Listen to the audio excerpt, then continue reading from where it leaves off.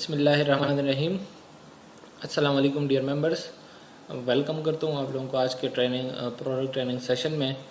तो आज की जो ट्रेनिंग होगी वो है बेसिकली एक प्रोडक्ट पे नहीं, हम एक कॉन्सेप्ट पे बात करेंगे जो TCM ट्रेडिशनल चाइनीज़ मेडिसिन में जो कॉन्सेप्ट यूज़ होता है, जिसके बेस पे ये जो टाइम्स की सारी प्रोडक्ट जो है वो डिज़ाइन की गई हैं उसके मैकेनिज्म के बेस पे। तो हम उस कॉन्सेप्ट के बारे में पढ़ेंगे कि टाइम्स हेल्थ कॉन्सेप्ट बेसिकली क्या चीज़ है और कौन कौन से इसमें जो है वो फर्दर स्टेप्स हैं जिसको यूटिलाइज़ करते हुए जो ट्रेडिशनल चाइनीज़ मेडिसिन में जो इसके जो प्रोडक्ट्स हैं, टाइम्स के जो प्रोडक्ट्स हैं, तो वो इन स्टेप्स पे जो है वो इसकी बेस पे डिज़ाइन किए गए हैं। तो शुरू करते हैं आज की प्रोडक्ट ट्रेनिंग। टॉपिक है हमारा टाइम्स हेल्थ कॉन्सेप्ट। बेसिकली जो टाइम्स की जितनी प्रोडक्ट्स हैं, चिटोसान कैप्सूल्स हो गए, कॉर्डिसेप, स्पायरुलिन वगैरह, तो ये सारी चीज़ें एक फ़िलासफ़ी के बेस पे, एक फ़लसफ़े के बेस पे जो है वो डिज़ाइन हुई है।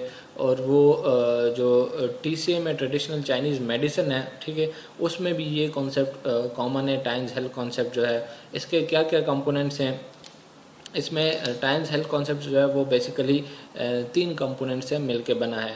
यानी टाइम्स ये कहती है कि जो इंसानी जिस्म का जो उसकी जो पूरी हेल्थ है, जो पूरा उसका हेल्थ कॉन्सेप्ट है, वो कैसे जो है हम ऑप्टिमम लेवल पे रखेंगे, कैसे जो है वो हम बैलेंस स्टेट में रखेंगे, ताकि वो मुख्तलिफ बीमारियाँ या जो सब हेल्थ स्टेट है उससे जो है वो इंसानी जिस्म बच सके।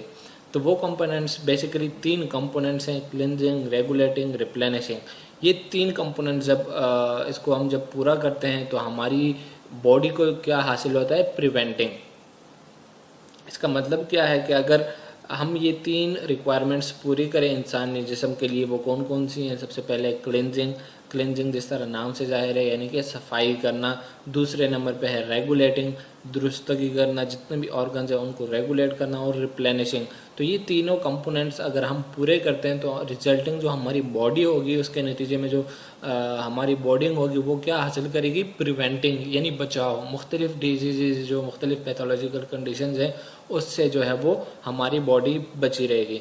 तो क्लिनजिंग क्या है? क्लिनजिंग बेसिकली सफाई करना। अब सफाई क्या है हमारी बॉडी में, जिस तरह आप लोगों को पता है मुख्तलिफ, खैर ये डिटेल में हम आगे जाकर डिस्कस कर लेंगे। क्लिनजिंग बेसिकली सिर्फ यहाँ पे आपको एक ओवरव्यू देना है, एक आइडिया देना है TCM कॉन्सेप्ट का कि इसमें कौन कौन से कंपोनेंट्स हैं। 3 कंपोनेंट्स हैं। क्लिनजिंग से मतलब एक सफाई करना, जिस्म से जितनी भी फासिक चीज़ें हैं या सरप्लस मटेरियल है उसको जो है वो जिस्म से निकालना। दूसरे नंबर पर रेगुलेटिंग करना। रेगुलेटिंग क्या है? इंसानी जिस्म में मुख्तलिफ सिस्टम्स होते हैं, मुख्तलिफ ऑर्गन्स होते हैं, मुख्तलिफ सेल्स और टिश्यूज़ होते हैं। हर सेल, हर टिश्यू और हर ऑर्गन का अपना अलग अलग काम होता है। उन ऑर्गन्स को एक बैलेंस लेवल पे रखना, उनको रेगुलेट करना। इंसानी जिस्म में बीमारी कब पैदा होगी? जब वो ऑर्गन जो है, वो सिस्टम जो है वो ऊपर नीचे, उनका बैलेंस ऊपर नीचे हो जाएगा, या तो वो ओवर एक्टिव हो जाएंगे या हाइपो एक्टिव हो जाएंगे। तो इसके रिजल्ट में जो है बीमारी पैदा होती है। तो इस दूसरी कैटेगरी क्या है? रेगुलेटिंग करना। जितने भी ऑर्गन्स है, जितने भी सिस्टम्स है हमारी बॉडी में, उनको रेगुलेट करना। अगर वो लो लेवल पे काम कर रहे हैं तो उनको जो है वो स्पीड अप करना। अगर वो हाई लेवल पे काम कर रहे हैं, अगर वो बहुत ही ज़्यादा एक्टिव है, तो उसको जो है वो उसकी इंटेंसिटी को कम करना। That is basically regulating. तीसरे नंबर पे जो है वो TCM का जो कंपोनेंट है, दैट इज़ रिप्लेनिशिंग। रिप्लेनिशिंग क्या है? दोबारा तवानाई बहाल करना। जिस तरह हमारी पूरी बॉडी है, मैंने जिक्र किया, उसमें मुख्तलिफ सिस्टम्स होते हैं, मुख्तलिफ ऑर्गन्स होते हैं। अब वो सारे ऑर्गन्स जो वो कंटिन्यूस बेस पे हमारे जिस्म में अपना फंक्शन परफॉर्म कर रहे हैं, तो उनके फंक्शन परफॉर्म करने के लिए उनको न्यूट्रंस दरकार होता है, उनको एनर्जी दरकार होती है। तो वो एनर्जी बेसिकली क्या है? दैट इज़ उसको दोबारा से बहाल कर, वो कंटिन्यूस बेस पे वो न्यूट्रंस फॉर एग्जांपल यूज़ हो रहे हैं। अब एक स्टेज क्या आएगा कि जब वो सारे न्यूट्रंस क्या हो जाएंगे? ख़त्म हो जाएंगे, तो वो सिस्टम काम करना छोड़ जाएगा। ये जो कंपोनेंट है रिप्लेनिशिंग, क्या कहता है कि जो वो वाले कंपोनेंट है जो रेगुलर बेस पे हमारी बॉडी में यूज़ हो रहे हैं, ठीक है, तो उनको आपने दोबारा से रिप्लेनिश करना है, उसको दोबारा से बहाल करना है। उसका एक लेवल होता है हमारी बॉडी में, जो जितने भी न्यूट्रिएंट्स है, ठीक है, उनका एक ऑप्टिमम लेवल होता है। उससे अगर वो चीज़ें कम हो जाएं, ठीक है, तो वो क्या होती है, उसकी डिफिशियंसी कॉज हो जाती है। अब जो चीज़ कंटिन्यूस यूज़ हो रही है तो वो लेवल आहिस्ता आहिस्ता डाउन होता जा रहा है। हमने क्या करना है, तो बाहर से सब चीज़ें रिप्लेनिश करनी है, उसको सप्लीमेंट करनी है, ताकि वो लेवल जो है वो दोबारा रिस्टोर हो जाए। डिटेल में जो है हम आगे जाके इस पर डिस्कस करेंगे। इसके रिजल्ट में हमें क्या मिलता है, ओवरऑल जो हमारी बॉडी है तो वो क्या प्रिवेंटिंग हासिल होता है हमें। अब प्रिवेंटिंग क्या है, प्रिवेंटिंग इसका जो प्रिवेंटिंग का मतलब है वो बचाना या रोके रखना। अब किस चीज़ से बचाना, मुख्तलिफ़ किस्म की बीमारियों से। जब ये तीनों कंपोनेंट्स पूरे होंगे, क्लिनजिंग, रेगुलेटिंग, रिप्लेनिशिंग, तो हमें प्रिवेंटिंग हासिल होगा। हम जो है मुख्तलिफ़ बीमारियों से बचे रहेंगे, हमारी जो पूरी बॉडी है वो एक हेल्दी स्टेट में रहेगी, और हम जो है मुख्तलिफ़ जरासीम या मुख्तलिफ़ पैथोलॉजिकल कंडीशन से वो प्रिवेंट रहेंगे और एक हेल्थी लाइफ जो है वो गुजार सकेंगे। तो ये आज के इस प्रेजेंटेशन के टॉपिक्स कंटेंट्स क्या क्या होंगे, क्या क्या चीज़ें हम डिस्कस करेंगे। थ्योरेटिकल बेसिस, जो टीसीएम का थ्योरेटिकल बेसिस है, जो बुनियाद है, जो सोर्स है जहाँ से ये नॉलेज अखज़ किया गया है, तो वो सोर्स पढ़ेंगे। इसके अलावा कॉन्सेप्ट इंटरप्रिटेशन, टीसीएम का जो हेल्थ कॉन्सेप्ट है, क्लिनजिंग, रेगुलेटिंग, उसकी थोड़ी सी इंटरप्रिटेशन, थोड़ी सी डिटेल में जाएंगे। इसके अलावा प्रोडक्ट इंटरप्रिटेशन, जो टाइम्स के प्रोडक्ट है, चिटोसान, स्पिरुलिना वगैरह, उनकी जो है वो तफसील हम पढ़ेंगे और उनकी क्लासिफिकेशन करेंगे अकॉर्डिंग टू द टीसीएम। तो ये देखें, ये हेल्थ कॉन्सेप्ट है टाइम्स का। इसमें आप ये देख सके होंगे, ये 3 कंपोनेंट्स है इसके। सबसे पहले क्लेंजिंग, दूसरे नंबर पे है रेगुलेटिंग, एंड तीसरे नंबर पे है रिप्लेनिशिंग। और इसके मिड में क्या आता है, ये देखें, ये एक पूरा सर्कल बना हुआ है। अगर ये सर्कल पूरा कंप्लीट हो रहा है तो एज अ रिजल्ट हमारी बॉडी क्या होगी, प्रिवेंट होगी, यानी हम मुख्तलिफ बीमारियों से बचे रहेंगे। यानी कि हमारे जिस्म से जो है सरप्लस मटेरियल, जो टॉक्सिक चीज़ें हैं, वो इफ़ेक्टिवली रिमूव हो रही हैं, ठीक है। इसके अलावा रेगुलेटिंग, जो हमारी बॉडी के ऑर्गन्स हैं या जो सिस्टम है, वो अगर हम रेगुलेट कर रहे हैं, प्रॉपर जो है वो उनकी रेगुलेशन प्रॉपर है, उनको एक ऑप्टिमम लेवल पे रखा गया है। और इसके अलावा रिप्लेनिशिंग हो रही है, जितने भी न्यूट्रिएंट्स या जितनी भी एनर्जी यूटिलाइज हो रही है हमारी बॉडी में, तो उसको हम दोबारा से सप्लीमेंट कर रहे हैं, दोबारा से रिप्लेनिश कर रहे हैं, तो हमें रिजल्ट में क्या मिलेगा, प्रिवेंटिंग मिलेगा। यानी हम मुख्तलिफ़ किस्म की बीमारियों से जो है वो बचे रहेंगे और हम एक हेल्थी लाइफस्टाइल जो है वो गुजार सकते हैं। अब बढ़ते हैं टाइम्स हेल्थ कॉन्सेप्ट के जो इसका थ्योरेटिकल बेसिस है, ठीक है, उसकी तरफ। तो ये हुआंग डी निजिंग, ये एक बुक है, टीसीएम की, ट्रेडिशनल चाइनीज़ मेडिसिन की एक किताब है, जो क्या करती है, divide the universe into 3 levels, that is heaven, earth and people. Huangdi Neijing ये एक टीसीएम की कदीम तरीन किताब है। इसमें जो मुख्तलिफ टाइम्स का हेल्थ कॉन्सेप्ट है, इसके बारे में भी जिक्र हुआ है। तो इसके बेस में जाते हुए क्या है कि जो इस किताब ने पूरी यूनिवर्स, जो पूरी कायनात है, ठीक है, उसको 3 स्टेप्स में डिवाइड किया है। कौन कौन से स्टेप्स में, हेवन यानी कि जन्नत, अर्थ हमारी ज़मीन, और पीपल जो इसमें लोग रह रहे हैं। यानी ये पूरी कायनात 3 कंपोनेंट से मिलकर बनी है, हेवन से, अर्थ से और पीपल से। ये इसके पूरी यूनिवर्स के 3 कंपोनेंट्स हैं। इसके अलावा colours are composed of 3 primary colours. इस बुक में ये भी एक्सप्लेन किया गया है कि जितने भी हमारे सराउंडिंग में जो कलर्स हैं, तो वो प्राइमरी 3 कलर, 3 रंगों से वो मिलके बने। वो रंग कौन कौन से हैं, वो है रेड, येलो और ब्लू, जो बाद में क्लिनजिंग, रेगुलेटिंग और रिप्लेनिशिंग को जो है वो अलग अलग कलर जो है वो असाइन किया गया है। क्लिनजिंग को जो है ब्लू कलर असाइन किया गया है, रेगुलेटिंग को येलो कलर और रिप्लेनिशिंग को रेड कलर असाइन किया गया है। तो इस तरीके से जिस तरह पूरी यूनिवर्स जो है वो 3 कंपोनेंट से मिलकर बनी है, हेवन, अर्थ और पीपल, इसी तरह कलर जो है वो 3 प्राइमरी कंपोनेंट से मिलकर बने हैं, that is red, yellow and blue. इसके अलावा as small as the cell, they are compose of cell membrane, cell plasma and nucleus. इसके अलावा जो हमारी बॉडी है, इंसान जिस्म की जो इंसान जिस्म का जो पूरी बॉडी है, ठीक है, तो उसमें जो सेल्स होते हैं, उसके जो बेसिक यूनिट ऑफ लाइफ है, दैट इज़ कॉल्ड सेल। तो इंडिविजुअल सेल भी जो है वो बेसिकली 3 कंपोनेंट से मिलके बना है, cell membrane, plasma membrane and cell nucleus. Cell membrane जो आउटर लेयर होती है सेल की, ठीक है, that is called cell membrane. फिर सेल मेम्ब्रेन के नीचे जो प्लाज्मा है, that is called cell plasma, जिसमें सारे ऑर्गेनल्स होते हैं, उसको सेल प्लाज्मा कहते हैं। अब प्लाज्मा के अंदर जो है वो न्यूक्लियस होता है। तो इस तरीके से इस किताब ने वो हर चीज़ को तीन तीन कंपोनेंट्स में डिवाइड किया है। पूरी यूनिवर्स पूरी कायनात को इसने तीन कंपोनेंट्स में डिवाइड किया, फिर सारे कलर्स को जो है वो तीन कंपोनेंट्स में डिवाइड किया, फिर जो है इंडिविजुअल सेल को जो है वो इसने तीन कंपोनेंट्स में डिवाइड किया गया है। इसके अलावा as complicated as the human body it is evolve from endoderm, mesoderm और एक्टोडर्म। इंसानी जिस्म की जब डेवलपमेंट होती है किस चीज़ से, जाइगोट है। जब हमारा जिस्म बन रहा होता है, ठीक है, जिसमें इनिशियल स्टेजेस से होती है, हमारा जिस्म किस चीज़ से बनता है, एम्ब्रियो से। इनिशियल जो स्टेज होती है, ठीक है, हमारी पूरी जिस्म की, वो बेसिकली एक एम्ब्रियो होता है, ठीक है। उससे फिर हमारी जिस्म की तख्लीक होती है, मुख्तलिफ सिस्टम जो है उससे डेवलप होते हैं। तो उस दौरान भी बेसिकली तीन स्टेजेस होते हैं या तीन लेयर्स होती हैं एम्ब्रियो की। एक्टोडर्म जो आउटर लेयर होती है, मेसोडर्म जो उसके मिड में जो लेयर होती है, और एंडोडर्म जो अंदरूनी लेयर होती है। तो एम्ब्रियो की तीन लेयर्स होती हैं, एक्टोडर्म, एंडोडर्म, मेसोडर्म। हमारी पूरी बॉडी जो है वो उन तीन लेयर से मिलके बनी है। हर लेयर से जो है मुख्तलिफ ऑर्गन जो है वो बनते हैं। तो इस तरीके से जिस तरह पूरी कायनात जो है वो तीन कंपोनेंट्स में डिवाइड हुई है, सारे कलर्स तीन कंपोनेंट्स में डिवाइड हुए हैं, इंसानी जिस्म में जो सेल्स हैं उसके तीन कंपोनेंट्स है। जो इंसानी जिस्म की डेवलपमेंट होती है एम्ब्रियो से, जो हमारा पूरा जिस्म बनता है, तो वो भी तीन लेयर से मिलकर बनता है, एक्टोडर्म, मेसोडर्म और एंडोडर्म। जिस तरीके से ये सारी चीज़ें, हर चीज़ जो है तीन कंपोनेंट्स में डिवाइड है, तो इसी तरीके से TCM ने जो है वो इंसानी जो हेल्थ कॉन्सेप्ट है, इंसानी जिस्म का जो हेल्थ कॉन्सेप्ट है, उसको भी जो है वो तीन कंपोनेंट्स में डिवाइड किया गया है। वो कंपोनेंट्स कौन कौन से हैं? Cleansing, regulating and replenishing. The above mentioned is not just a coincidence. All the things are related with each other and can be divided into three levels. Therefore, the Chinese health concept is also composed of three levels, that is cleansing, regulating and replenishing.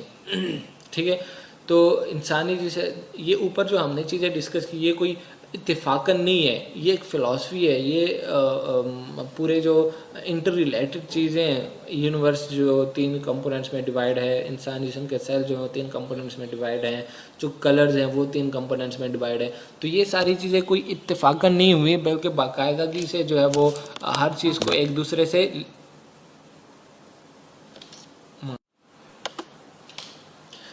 तो ये सारी चीज़ें कोई इत्तेफाकन नहीं है, बल्कि हर चीज़ को जो है वो तीन लेवल्स में डिवाइड किया गया है। तो इसी उसूल को मद्देनज़र रखते हुए टाइम्स हेल्थ कॉन्सेप्ट जो है वो डिज़ाइन किया गया है। इसके कंपोनेंट्स क्या हैं? Cleansing, regulating, replenishing. ये तीन कंपोनेंट जब हम जो है वो इंसानी हेल्थ के तीन कंपोनेंट्स हैं, इसको जो हम पूरा करते हैं तो रिज़ल्ट में हमें क्या मिलता है? एक बैलेंस्ड बॉडी मिलती है, जिसमें हम क्या होते हैं, मुख्तलिफ जो बीमारियां हैं, जो पैथोलॉजिकल कंडीशंस है, उससे जो है वो हम बचे रहते हैं।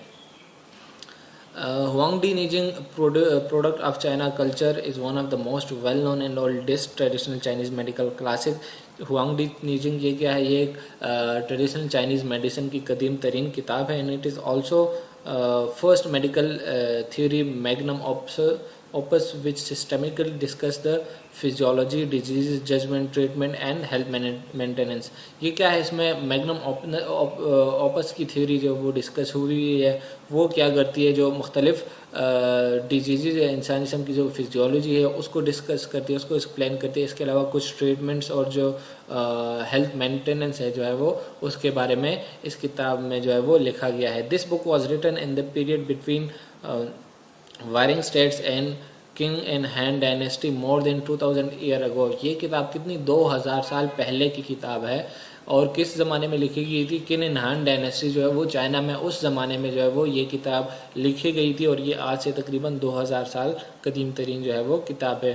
Huangdi Nijing is a great book which is about the universe, world and life, and is also the source of traditional health preserving science whose essence has four characteristics as follow. ये किताब क्या है? ये एक जिस तरह कदीम तरीन किताब है, इसमें किस चीज़ के बारे में जिक्र हुआ है? पूरी कायनात, पूरे दुनिया, और उसमें जो इंसानी जिस्म का जो हेल्थ है, ठीक है, तो इन तीन चीज़ों के बारे में इस बुक में जो है वो डिस्कस हुआ है। और इसकी खुसूसियात क्या है? इसके वो जो हेल्थ से रिलेटेड है उसकी 4 बेसिक कैरेक्टरिस्टिक्स हैं, यानी हेल्थ से रिलेटेड इसने 4 खुसूसियात जो है वो एक्सप्लेन हुई हैं इस बुक में। सबसे पहले क्या है? Prevention is better than cure. जो आजकल मुहावरा इस्तेमाल होता है prevention is better than cure, ये बेसिकली इसी ट्रेडिशनल चाइनीज़ मेडिसिन की इस बुक से लिया गया है। ये इस बुक में जो है पहली दफ़ा डिस्कस हुआ था, यानी कि परहेज़ इलाज से बेहतर है। इसके अलावा बॉडी एज अ होल, इस बुक में क्या एक्सप्लेन किया गया है, जो हमारी जिस्म की बॉडी है, ठीक है, इंसानी जिस्म की बॉडी को एज अ होल जो है वो रखा गया है, यानी इंसानी जिस्म में जो इसमें जो मुख्तलिफ कंपोनेंट्स हैं, जो मुख्तलिफ ऑर्गन्स हैं, तो उसको होलिस्टिकली जो है वो देखा गया है, यानी सिंगल एंटिटी जो है वो उसको नहीं देखा गया है। यानी इसका मतलब ये है कि जो इंसानी जिस्म है, ठीक है, उसको उसके एनवायरनमेंट से लिंक किया गया है, जो उसको ये पूरी यूनिवर्स है इससे जो है वो इंटरलिंक्ड है।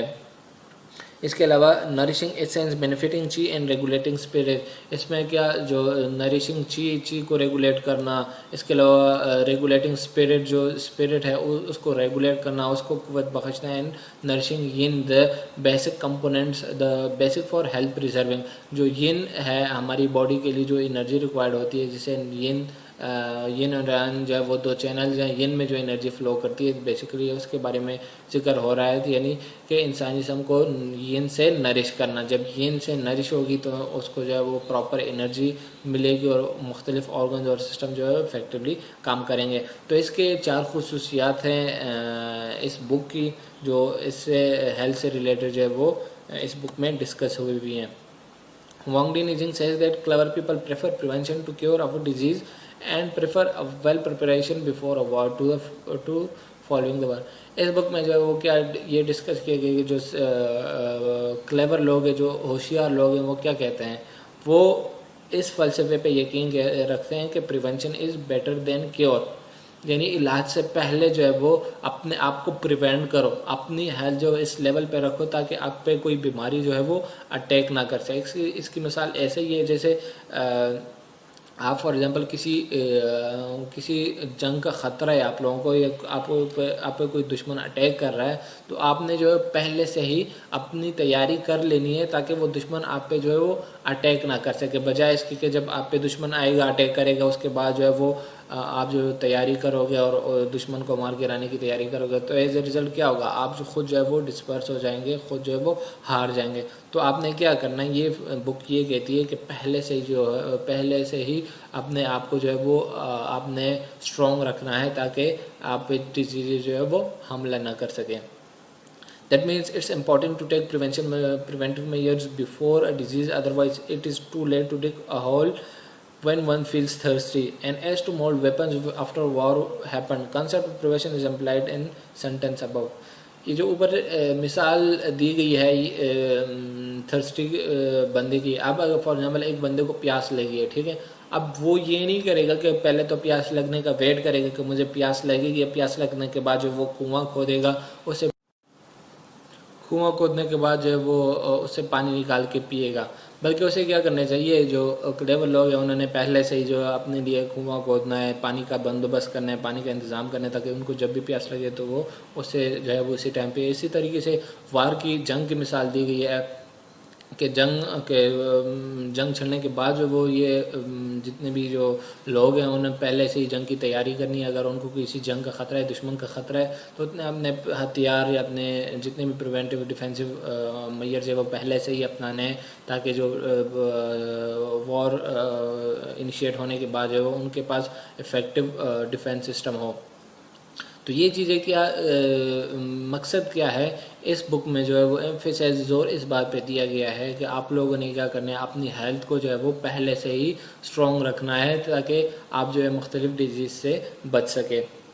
इसके अलावा वर्ल्ड हेल्थ ऑर्गेनाइजेशन ये एक रेगुलेटरी अथॉरिटी है पूरी दुनिया में, जो हेल्थ अथॉरिटीज़ हैं, ठीक है, तो उसको ये रेगुलेट करती है और उसको जो है मुख्तलिफ गाइडलाइंस देती है। वो क्या कहती है इस बारे में, the primary purpose of medicine is to prevent a disease and damage and to maintain and improve health. वो भी इस बात पे जोर देती है कि जो बुनियादी मकसद है दवाइयों का वो क्या है, टू प्रिवेंट डिजीज़, यानी बीमारियों से बचाना, and damages and to maintain health improve health, और अपनी हेल्थ को जो है वो बेहतर बनाना, ताकि जो किसी इंडिविजुअल हेल्थ जो है उस पर डिजीज़ जो है वो इजीली अटैक ना कर सके। इसके अलावा पेरिस डिक्लेरेशन, इसमें भी इस बात पे जोर दिया गया था कि एक good doctor aim to prevent diseases rather than to cure disease, while the medical science is a kind of science not only about diseases but also about health। इसमें बहुत इंपॉर्टेंट बात हुई है लास्ट सेंटेंस में कि medical science is a kind of science not और which is not only about disease but also about health. Medical science एक ऐसी फील्ड है जो सिर्फ बीमारियों से रिलेटेड नहीं है, बल्कि आपकी जो ओवरऑल हेल्थ से रिलेटेड भी है। इसका मतलब क्या है कि आपने जो है सिर्फ बीमारी का नहीं सोचना कि मुझे बीमारी है तो मैं ये दवाई लूँगा। आपने पहले से ये सोचना है, आपने पहले से प्रिवेंटिव मेजर उसके लेने हैं, आपने पहले से जो अपनी बॉडी है, ठीक है, उसको प्रॉपर न्यूट्रिएंट्स देने हैं ताकि कोई बीमारी जो है वो आप पे अटैक कर ना सके।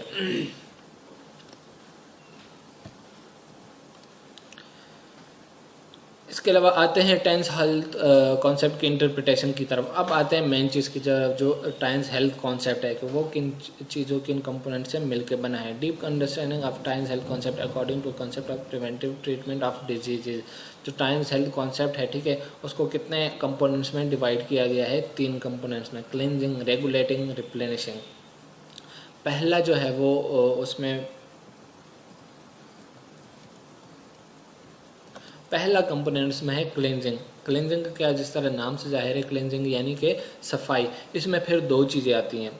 क्लीनिंग सरप्लस, जो एक्सेस मटेरियल है, ठीक है, जो एक्सेस अमाउंट ऑफ न्यूट्रॉन्स है उसको क्लींजिंग करना, उसकी सफाई करना। उसमें क्या आता है? Eliminate the excess material which become the burden because they are beyond the metabolic capacity so as to avoid a delay the toxin formulation. देखिए, हमारी बॉडी जो है, इंसान जिस्म की बॉडी, इसको एक ऑप्टिमम लेवल के लिए डिज़ाइन किया गया है। जो मुख्तलिफ ऑर्गन्स हैं, जो भी चीज़ कोई इंजीनियर अगर कोई मशीनरी बनाता है या कोई सिविल इंजीनियर कोई रोड बनाता है, ठीक है, तो वो अपने टारगेट जो है वो ऑडियंस को या जो टारगेट यूज़र्स हैं, ठीक है, उसको देख के वो चीज़ डिज़ाइन करता है। अब फॉर एग्जांपल मोटरसाइकिल, ठीक है, इंजीनियर एक मोटरसाइकिल बना रहा है। अब मोटरसाइकिल की कैपेसिटी कितनी है? 2 बंदों की कैपेसिटी है। अब आप एक मोटरसाइकिल पे जो है वो 10 बंदे बिठाओगे तो वो क्या करेगा? वो मोटरसाइकिल जो है उसकी कैपेसिटी इतनी नहीं है, 2 बंदों की कैपेसिटी है। अब 10 बंदे उस पर बैठेंगे तो वो क्या होगा? ख़राब हो जाएगा, टूट जाएगा। इसी तरीके से जो इंसानी जिस्म, इंसान का जो जिस्म है, उसको एक ऑप्टिमम लेवल पे जो है वो डिज़ाइन किया गया है। अब अगर हम उस लेवल को क्रॉस करेंगे तो जो हमारी बॉडी के जो रिसोर्सेज है, जो इसकी मेटाबॉलिक कैपेसिटी है, वो चीज़ें उसे एक्सीड कर जाएंगी और वो हमारे लिए क्या होते हैं? नुकसानदेह हो सकते हैं, हमारी बॉडी को जो है वो डैमेज कॉज कर सकते हैं। तो इस फ़लसफ़े में यही है कि क्लींजिंग सरप्लस, जो एक्सेस मटेरियल्स हैं, ठीक है, जो हम अपनी मेटाबॉलिक कैपेसिटी से जो बियॉन्ड जो चीज़ें ले रहे हैं, उसकी क्लींजिंग करो, उसको जिस्म से निकालो। सेकंड नंबर पे क्या है? डिटॉक्सिफिकेशन।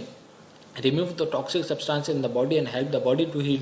हमारी बॉडी में मेटाबॉलिज्म होती है। मेटाबॉलिज्म क्या होती है? मुख्तलिफ जो हम न्यूट्रंस लेते हैं, ठीक है, उनका तोड़ फोड़ होता है, उससे जो है मुख्तलिफ न्यूट्रंस बनते हैं, फिर उन न्यूट्रंस से जो है वो एनर्जी बनती है। तो इस मेटाबॉलिक प्रोसेस के दौरान मुख्तलिफ स्टेजेस पे टॉक्सिक मटेरियल्स, टॉक्सिक चीज़ें भी बनती हैं। अब उन टॉक्सिक मटेरियल्स का जो है वो जिस्म से निकालना ज़रूरी होता है, क्योंकि अगर वो जिस्म में एक्यूमुलेट होती हैं, वो टॉक्सिक चीज़ें, चूँकि वो हैं ही टॉक्सिक, तो वो हमारी बॉडी को जो है वो डैमेज कर सकते हैं, मुख्तलिफ बीमारियाँ जो है वो कॉज कर सकते हैं। तो उन टॉक्सिक चीज़ों का जो है वो जिस्म से निकालना भी ज़रूरी है, और ये भी किस ज़ुमरे में आता है? क्लेंजिंग के ज़ुमरे में। तो क्लेंजिंग में 2 स्टेप्स हैं। एक क्लेंजिंग ऑफ सरप्लस, जो एक्सेस मटेरियल है, जो सिवाई चीज़ें हैं, जो मेटाबॉलिक कैपेसिटी से या जो हमारी इंसान जिस्म की जो कैपेसिटी है उससे जो वो एक्सेस चीज़ें, उससे उसको जिस्म से निकालना। दूसरे नंबर पे टॉक्सिक जो चीज़ें मेटाबॉलिज्म के दौरान जो जहरीले मादे बनते हैं, तो उसकी भी जो है वो इंसानी जिस्म से निकालना। तो ये बेसिकली क्लेंजिंग के 2 स्टेप्स हैं। इसके बाद आता है रेगुलेटिंग।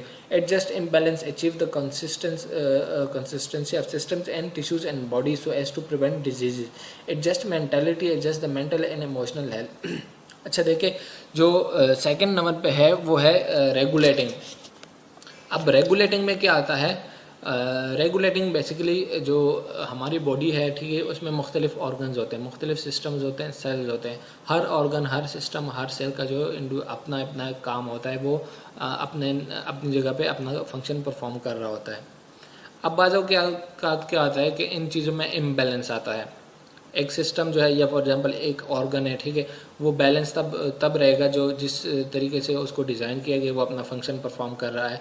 अब उसमें इम्बैलेंस आ गया है, उतार चढ़ाव आ गया है, वो ऑर्गन या तो बहुत ज़्यादा काम कर रहा है या वो ऑर्गन बहुत ही कम लेवल पे काम कर रहा है, तो हमारी समय इम्बैलेंस आ गया। इम्बैलेंस आ गया तो बीमारी आएगी उस ऑर्गन से रिलेटेड, फॉर एग्जाम्पल, या वो ऑर्गन जो है वो काम करना छोड़ सकता है, फिर उस पे जो बाकी ऑर्गन्स डिपेंडेंट होंगे वो भी आहिस्ता आहिस्ता काम करना छोड़ जाएंगे, और इस तरह हमारी पूरी बॉडी जो है वो एक अनबैलेंस या सब हेल्थी स्टेट में चली जाएगी। फिर उस स्टेट में क्या होता है, डिजीज जो है वो ईजिली आपके जिस्म पे अटैक कर सकते हैं।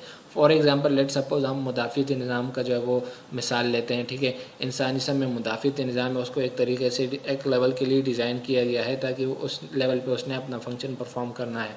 अब अगर वो बहुत ही ज़्यादा ओवर एक्टिव हो गया, अपने लेवल से जो है वो ऊपर चला गया है, तो वो उस कंडीशन को कहते हैं ओवर एक्टिव इम्यून रिस्पॉन्स, जिसमें वो क्या करता है, इंसान जिस्म के अपने सेल्स पे जो है वो अटैक करता है और उनको डैमेज करता है। तो ये भी जो है वो नुकसानदेह है। अब दूसरा लेवल क्या होगा, अगर वो अपने लेवल से कम काम करना उसने शुरू कर दिया, तो कम काम करेगा। मुदाफ़ियती निज़ाम का मकसद क्या है, फंक्शन क्या है, हमारी जिस्म को बीमारियों से बचाना।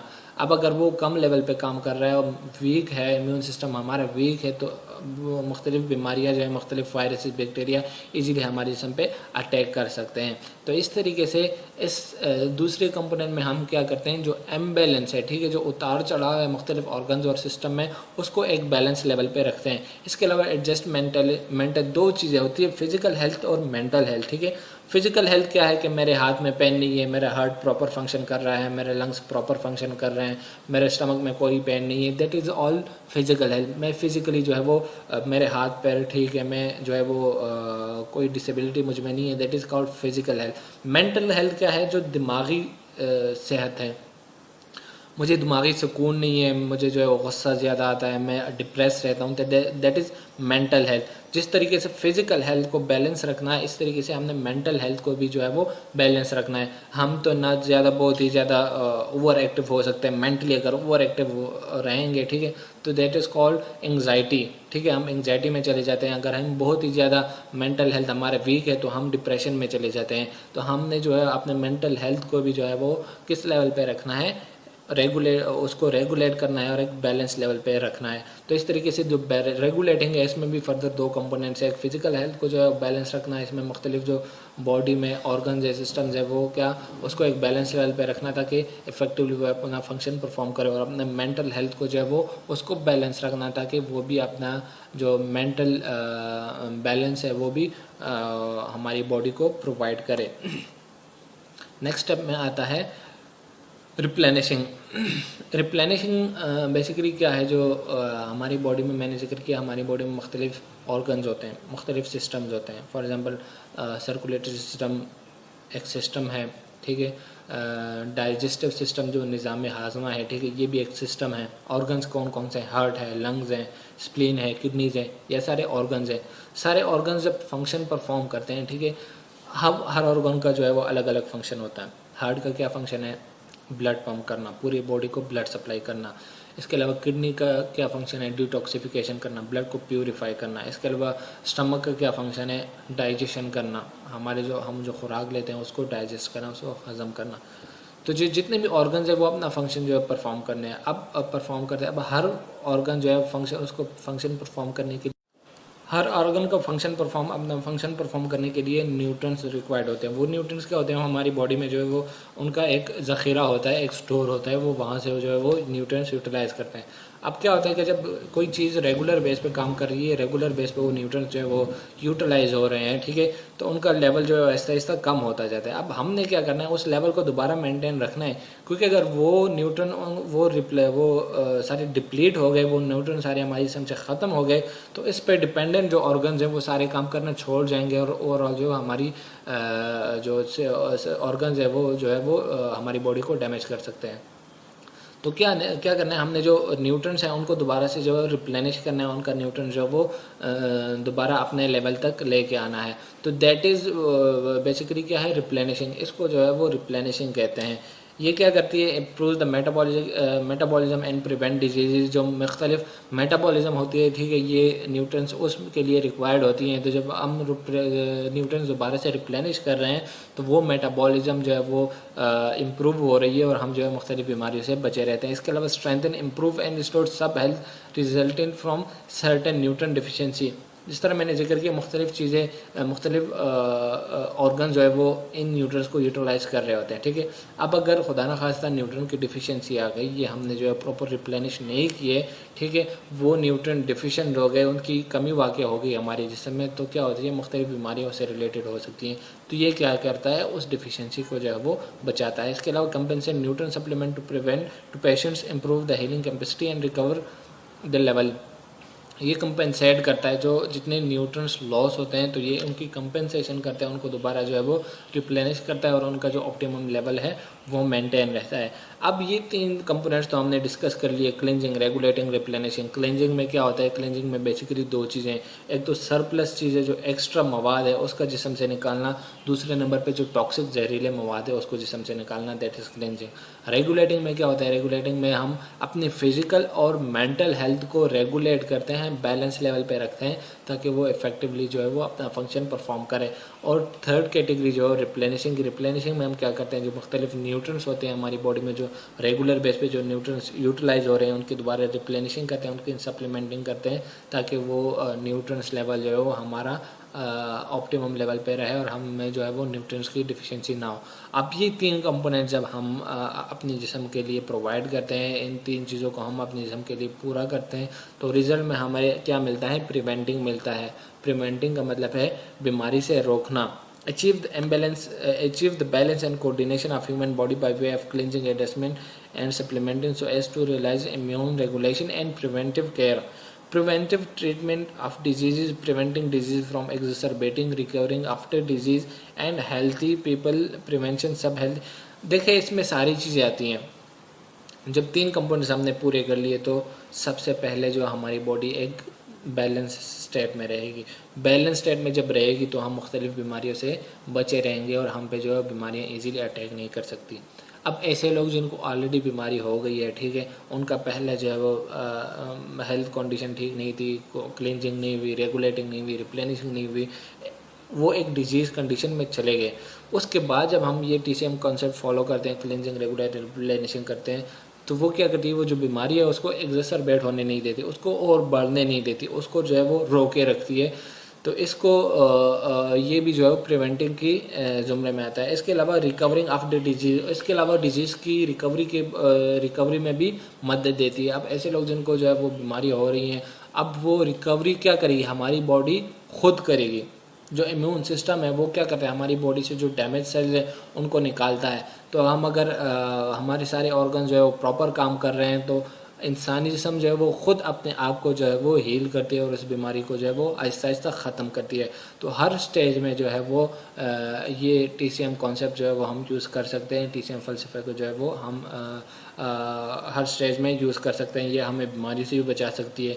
बीमारी अगर किसी को हो गई है तो उसको फर्दर एग्जैसरबेट यानी फर्दर उस बीमारी को कॉम्प्लिकेट होने से बचाती है और बीमारी से रिकवरी में भी जो है वो ये हेल्पफुल है। तो ये सारी चीज़ें किस में आती हैं, प्रिवेंटिंग में। जब हम क्लेंजिंग कर रहे हैं हम अपनी बॉडी की, हम रेगुलेटिंग कर रहे हैं, हम रिप्लेनिशिंग कर रहे हैं, तो एज अ रिज़ल्ट हमें प्रिवेंटिंग मिल रहा है। प्रिवेंट जो क्या करते हैं, हमें मुख्तलिफ बीमारियों से बचाता है, किसी एक बीमारी को बढ़ने से रोकता है और हमें बीमारी की रिकवरी में भी जो है वो मदद देता है।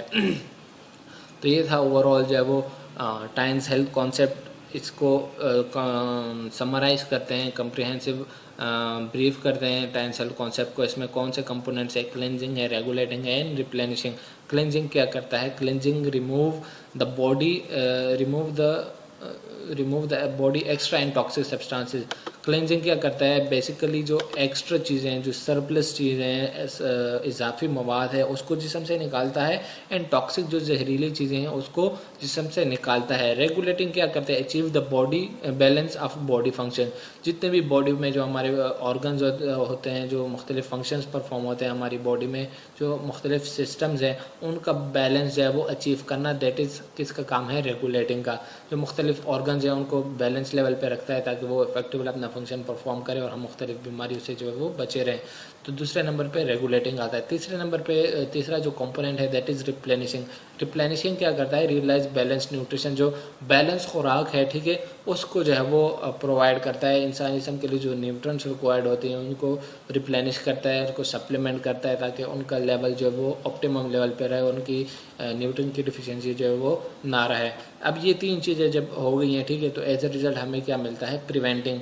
प्रिवेंटिंग क्या करती है, improve immunity and disease prevention and health care. Overall ये हमारी मुदाफ़ित निज़ाम को बेहतर बनाती है, डिजीज़ प्रिवेंशन हमें मुख्तलिफ बीमारियों से बचाती है, एंड हेल्थ केयर हमारी पूरी हेल्थ जो है उसका ख्याल रखती है और हमें जो है वो हेल्थी रखती है। अब the relationship between cleansing, regulating and replenishing is 1 plus 1 plus 1 is greater than 3, that is interaction, independence and mutual promotion। अच्छा, इसकी मिसाल क्या है, जो क्लेंजिंग, रेगुलेटिंग और रिप्लेनिशिंग है ठीक है, यहाँ पर मैं इसकी मिसाल ऐसे दूंगा कि अगर हम हर चीज़ को जो है वो एक एक नंबर दें, अगर क्लेंजिंग को हम 1 नंबर दें, रेगुलेटिंग को 1 नंबर दें और रिप्लेनिशिंग को जो है वो 1 नंबर दें, तो मैथमेटिकली क्या होगा, क्लेंजिंग, रेगुलेटिंग, मैं कहूँगा कि इन तीनों को प्लस करो तो हमारे पास जवाब में क्या आना चाहिए, 3 आना चाहिए, मैथमेटिकली बोल रहा हूँ। लेकिन यहाँ पे टाइम्स हेल्थ कॉन्सेप्ट में इनका हेल्थ कॉन्सेप्ट में क्या है कि जब ये क्लेंजिंग, रेगुलेटिंग और रिप्लेनिशिंग आपस में मिल के काम करते हैं, ये जब हम आपस में प्लस करते हैं तो जो इफ़ेक्ट होगा, रिजल्ट जो होगा वो ग्रेटर देन 3 होगा। यानी इस इंडिविजुअल का जो इंडिविजुअल क्लींजिंग, रेगुलेटिंग, रिप्लेनिशिंग का अपना हिस्सा डाल रहे हैं ठीक है, जो रिजल्ट होगा वो इससे बहुत ही ज़्यादा होगा। इस वजह से जो यहाँ पे लिखा गया है 1 + 1 + 1 इज़ ग्रेटर देन 3, यानी कि अगर मैं क्लींजिंग, रेगुलेटिंग और रिप्लेनिशिंग को एक एक नंबर दूं तो मैथमेटिकली जो है वो क्या मेरे पास इसका, अगर मैं इन तीनों को प्लस करूं तो मैथमेटिकल रिजल्ट मेरे पास 3 आना चाहिए। लेकिन TCM की फ़िलासफ़ी क्या कहती है कि अगर क्लेंजिंग, रेगुलेटिंग और रिप्लेनिशिंग वो आपस में जो मिलजुल कर काम कर रहे हैं, वो आपस में इन कोऑर्डिनेशन है, तो जो रिज़ल्ट होगा ठीक है वो इस इंडिविजुअल के इफेक्ट से जो है वो बहुत ही ज़्यादा होगा। तो ये है बेसिकली प्रिवेंटिंग। अब आते हैं प्रोडक्ट इंटरप्रिटेशन की तरफ। जो टाइम्स के प्रोडक्ट है ठीक है उनकी क्लासिफिकेशन करते हैं according to cleansing, regulating and replenishing, यानी कि कौन सी प्रोडक्ट जो वो क्लेंजिंग फंक्शन परफॉर्म कर रही है, कौन सी प्रोडक्ट रेगुलेटिंग फंक्शन परफॉर्म कर रही है और कौन सी प्रोडक्ट जो है वो रिप्लेनिशिंग फंक्शन परफॉर्म कर रही है। तो ये जो स्लाइड है ठीक है, इसमें क्लेंजिंग के जो प्रोडक्ट्स आते हैं दैट इज चिटोसान कैप्सूल्स और सेल रिजुवेनेशन कैप्सूल्स, ये क्लेंजिंग का फंक्शन परफॉर्म करते हैं। इसके अलावा जो कॉर्डिसेप्स कैप्सूल्स है, इसके अलावा स्पेरुलिना कैप्सूल्स भी जो है वो रेगुलेटिंग की कैटेगरी में आते हैं। और जितने भी जो कैल्शियम के सप्लीमेंट्स हैं, जिंक के सप्लीमेंट्स, वो किस में आते हैं, वो रिप्लेनिशिंग की कैटेगरी में जो है वो आते हैं। अब आते हैं क्लींजिंग की कैटेगरी में। क्लींजिंग कैटेगरी में सबसे पहले चिटोसान आता है। चिटोसान बेसिकली क्या चीज़ है, इट इज़ एनिमल सेलुलोज ठीक है, या टाइम्स का प्रोडक्ट है जिसमें एक्टिव क्या चीज़ है, चिटोसान। चिटोसान एक एनिमल सेलुलोज है और इसको 6 इंग्रेडिएंट ऑफ लाइफ भी कहा गया है। 6 इंग्रेडिएंट ऑफ लाइफ, बाकी 5 जो वो कौन कौन से, यानी इसको जिंदगी का छठा आंसर भी कहा गया है। जो बाकी 5 कंपोनेंट्स है, प्रोटीन्स, विटामिन्स, कार्बोहाइड्रेट्स, मिनरल्स वगैरह, तो इसके साथ साथ जो है वो इस चिटोसान को 6 इंग्रेडिएंट ऑफ लाइफ भी कहा गया है। कीपिंग इन व्यू इसकी जो प्रोलॉन्ग जो बहुत ही ज़्यादा यूज़ है उसको मद्देनज़र रखते हुए इसको जो है वो 6 इंग्रेडिएंट ऑफ लाइफ कहा गया है। इसका फंक्शन क्या है, eliminate the toxin in the body, जो सरप्लस मटेरियल, बेसिकली इसको जो सरप्लस मटेरियल है ठीक है, ये जिस्म से उसको निकाले, जो इजाफी फैट्स हैं, जो इजाफी मवाद है हमारी स्टमक में, तो ये उसको क्लीन आउट करता है, उसको हमारे जिस्म से निकालना है। Combined with the fatty negatively charge make it possible that fat can be absorb by intestine and be eliminated directly. ये क्या करता है, जो नेगेटिवली चार्ज फैट है उसके साथ अटैच होता है ठीक है, और उसको इंसानी, जब हम कोई चीज़ लेते हैं ठीक है, तो सबसे पहले हमारे ये स्टमक में जाता है, स्टमक के बाद स्मॉल इंटेस्टाइन, वहाँ से लार्ज इंटेस्टाइन। अब स्मॉल इंटेस्टाइन में क्या होता है, इसकी अब्जॉर्प्शन होती है, स्मॉल इंटेस्टाइन से ब्लड सर्कुलेशन में जाता है। जितने भी न्यूट्रिएंट्स हम लेते हैं, चाहे वो प्रोटीन्स है, चाहे वो फैट्स है, चाहे वो कार्बोहाइड्रेट्स है, चाहे जो वो विटामिन है, जो भी चीज़ें हैं उनका जो वो सेम ही रूट वो फॉलो करते हैं, वो स्टमक तक जाते हैं। स्टमक के बाद जो है वो आगे फिर ब्लड में जो है वो एब्जॉर्ब होते हैं। तो ये प्रोडक्ट क्या करती है, ये जो फैट्स हैं इजाफी, जो प्लस फैट्स होता है, ठीक है, उसको ब्लड में एब्जॉर्ब होने नहीं देती और ऐसा जो है वो उसको जिस्म से लार्ज इंटेस्टाइन के थ्रू जो है वो निकाल देती है। It absorb and eliminate heavy metals and reduce the accumulation of heavy metals in the body. Excess fats के अलावा जो हैवी मेटल्स है, जो बारी धातें हैं, ठीक है, वो भी हमारी बॉडी के लिए नुकसानदेह हैं। उनकी वो अगर हमारी बॉडी में एक्यूमुलेट हो जाते हैं, हमारी बॉडी में जमा हो जाते हैं, ठीक है, तो वो हैवी मेटल्स मुख्तलिफ बीमारियाँ जो है वो कॉज करते हैं। तो ये प्रोडक्ट क्या करती है, उन हैवी मेटल्स को जो है वो उनको डिपॉजिट नहीं होने देती, उनको एक्यूमुलेट नहीं होने देती और उसको जो है वो जिस्म से निकालती है। इसके अलावा absorb cholesterol, make cholesterol not be attach to vessel wall and prevent atherosclerosis. इस तरीके से कोलेस्ट्रॉल की एब्जॉर्प्शन को प्रिवेंट करता है। कोलेस्ट्रॉल एब्जॉर्ब हो गए अगर हाई अमाउंट में अगर वो जाके एब्जॉर्ब होता है, ठीक है, तो उसकी एक्यूमुलेशन कहाँ पे होती है, ब्लड वेसल्स में, जो खून की रगें होती हैं, जो खून की नालियाँ होती हैं जिसमें खून फ्लो करता है, ठीक है, तो एक्सेस कोलेस्ट्रॉल क्या करता है, वहाँ पे जाके एक्यूमुलेट होता है, वहाँ पे जमा हो जाता है। अब वहाँ पे जब खून की नालियों में जमा हो गया तो खून की फ़्लो जो होती है, ब्लड की फ़्लो उन वेसल्स में वो कंप्रोमाइज़ हो जाती है, उनकी फ़्लो जो है वो ठीक नहीं रहती। तो इस तरीके से मुख्तलिफ जो है वो दिल की बीमारियाँ जो है वो जन्म ले सकती हैं। तो ये प्रोडक्ट क्या करती है, उस कोलेस्ट्रॉल को जो एब्जॉर्ब होने से रोकती है और ओवरऑल जो है ब्लड सर्कुलेशन में जो है वो इफ़ेक्टिव रोल प्ले करती है। इसके अलावा दूसरे नंबर पे जो प्रोडक्ट है वो है cell rejuvenation capsules. Cell rejuvenation capsules ये क्या है, ये बेसिकली टाइम्स के एक प्रोडक्ट है जिसके कंपोनेंट्स जो है वो केमिकल कंपोनेंट्स कौन कौन से हैं, इसको एलेक्जेर हर्ब या जिंगसेन नंबर 2 भी कहा गया है। फंक्शनल कंपोजिशन जो केमिकल्स है इसके, इसमें जिप्नोसाइड्स होते हैं। फंक्शन इसका क्या होता है, remove free radicals with high efficiency. ये फ्री रेडिकल्स स्कैवेंजिंग इफेक्ट होता है। फ्री रेडिकल्स क्या होते हैं, ये वो टॉक्सिक चीज़ें हैं, ठीक है, हम जिस तरह मैंने जिक्र किया हमारी बॉडी में मुख्तलिफ टॉक्सिक मटेरियल्स होती हैं, फ्री रेडिकल्स उनमें से एक है। ये फ्री रेडिकल्स क्या करती है, हमारी बॉडी में जो ऑक्सीडेटिव स्ट्रेस कॉज कर सकती हैं, जिसमें क्या होता है पूरी इन्वायरमेंट की, पूरा इन्वायरमेंट जो है वो इंसानी जिस्म को पूरे इन्वायरमेंट वो स्ट्रेस में रहता है और सारे ऑर्गन जो है वो अपने जो प्रॉपर फंक्शन है वो परफॉर्म नहीं कर पाते इन फ्री रेडिकल्स की वजह से। तो ये प्रोडक्ट इसलिए डिज़ाइन की गई है ताकि ये उन फ्री रेडिकल्स को जो है वो ख़त्म कर सके, इंसानी जिस्म को ऑक्सीडेटिव स्ट्रेस से बचा सके और इंसानी जिस्म के जो ऑर्गन्स हैं वो सारे इफेक्टिवली अपना फंक्शन जो है वो परफॉर्म कर सके। इसमें फंक्शन कंपोनेंट्स कौन कौन से होते हैं, टी पॉलीफिनोल्स होते हैं इसमें, ठीक है। टी पॉलीफिनोल्स क्या करते हैं, they can detoxify various poison. वो मुख्तलिफ जहरीले मवाद जो होते हैं हमारी जिस्म में उसको डिटॉक्सीफाई करते हैं, उसकी डीनेचर करते हैं। इसके अलावा T polyphenol is the generic term of phenolic compounds and T. जो नॉर्मल हमारी टी है, ठीक है, उसमें मुख्तलिफ फिनोलिक कंपाउंड्स होते हैं। फिनोलिक कंपाउंड बेसिकली केमिकल एक क्लास है, ठीक है, तो उन फिनोलिक कंपाउंड जो है वो हमारी चाय में शामिल होते हैं। तो इस प्रोडक्ट में भी वही टी पॉलीफिनॉल जो है वो उनके इस्तेमाल हुआ है जो ओवरऑल के क्या फंक्शन प्ले करते हैं, as a free radical scavenging effect होता है उसका। Natural antioxidant which high efficiency, ये क्या है, ज़ाहिरी बात है जब फ्री रेडिकल्स को जो है वो ख़त्म कर रहा है तो दैट इज़ एंटीऑक्सीडेंट। ये फ्री रेडिकल्स क्या करते हैं, बेसिकली ऑक्सीडेशन कॉज करते हैं। इंसानी जो हमारी बॉडी में मुख्तलिफ न्यूट्रॉन्स होते हैं, प्रोटीन्स होती हैं, लिपिड्स होती हैं, तो ये फ्री रेडिकल्स उनको ऑक्सीडाइज करके जो है वो ऑक्सीडेटिव स्ट्रेस बनाती हैं, ठीक है। तो जब ये हम फ्री रेडिकल्स ये प्रोडक्ट फ्री रेडिकल को ख़त्म कर रही हैं तो इसका मतलब है इसका एंटीऑक्सीडेंट इफेक्ट है। ये ऑक्सीडेंट एंटीऑक्सीडेंट एज एंटीऑक्सीडेंट जो है वो अपना फंक्शन परफॉर्म कर रहे हैं। इसके अलावा इसमें क्या होता है, विटामिन सी होता है और बीटा कैरोटीन जो है वो भी क्या फंक्शन परफॉर्म करते हैं, एज अ एंटीऑक्सीडेंट पर फंक्शन परफॉर्म करते हैं and as a synergy with tea polyphenols. Tea polyphenol और विटामिन सी और बीटा कैरोटीन जो है वो साइनर्जिस्टिकली अपना फंक्शन परफॉर्म करते हैं। साइनर्जिस्टिकली का क्या मतलब होता है कि टी पॉलीफिनोल भी एंटीऑक्सीडेंट फंक्शन परफॉर्म कर रहा है, विटामिन सी भी और बीटा कैरोटीन्स भी। तो ये तीनों जो है वो इफेक्टिवली एक ही फंक्शन परफॉर्म करते हैं। तो ओवरऑल जो एंटीऑक्सीडेंट एफिशिएंसी होती है, एंटीऑक्सीडेंट एफिकेसी होती है, वो बहुत ही ज़्यादा होती है और इफेक्टिवली जो है वो उसकी एंटीऑक्सीडेंट कैपेसिटी होती है। इसके अलावा जो रेगुलेटिंग, ये दो प्रोडक्ट हमने किस कैटेगरी में डिस्कस की, क्लेंजिंग में कौन कौन सी, चिटोसान और सेल रिजुविनेशन कैप्सूल।